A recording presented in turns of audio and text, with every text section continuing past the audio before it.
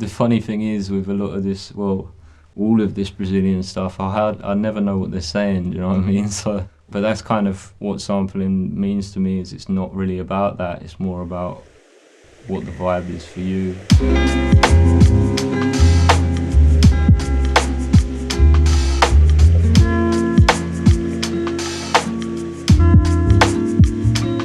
We got asked to use Tracklib as a source for finding a sample and creating a track from that sample. And it was kind of thought of as a South American bossa nova kind of theme, and I love Brazilian music, I dig a lot of Brazilian music. Yeah, it was something real nice.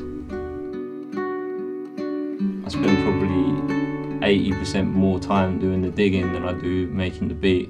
You know, I'm not a mix engineer, I'm not someone that could record a live band and then mix that.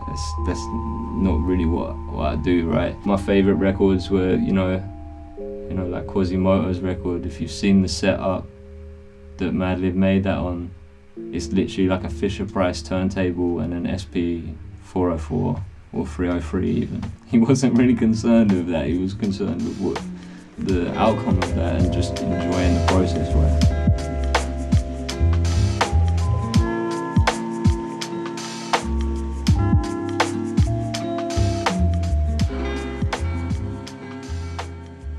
And this is the original.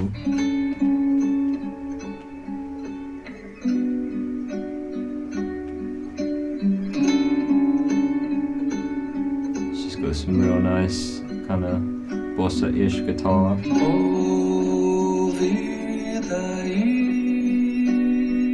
That voice.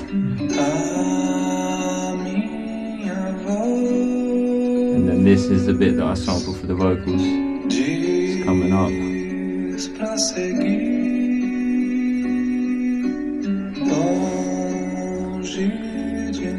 we go.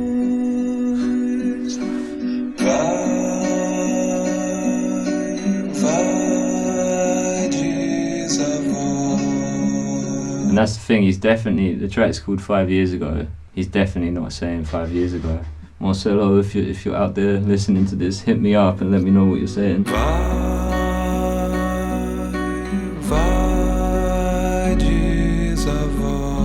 always layer my snares, so I think here I've probably got like three different snares from different packs that I always use. So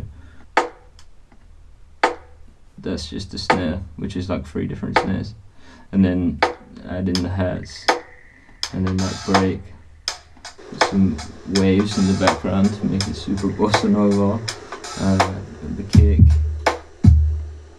and then some other like claps, and then some bossa shakers as well.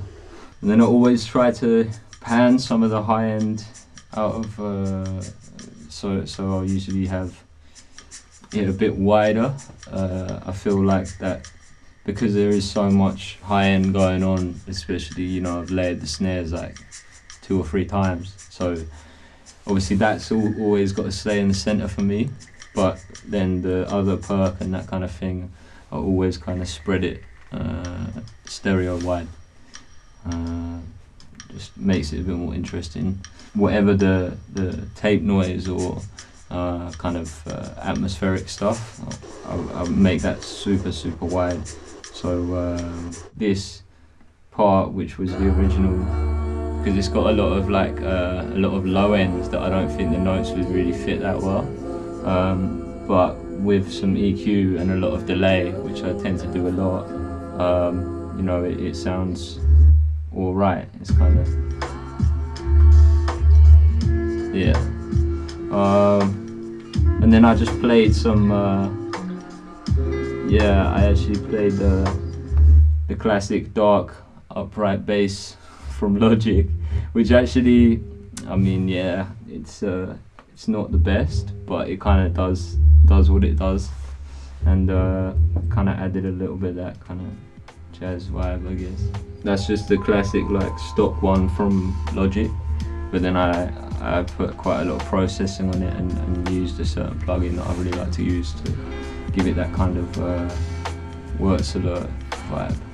At the end of the day, it's not really about how complex or you know, the technical production behind it. It's more about the feeling that you get from it. Like all art's main goal is trying to produce a sense of feeling in the person that perceives it, right? That's the most important thing for me.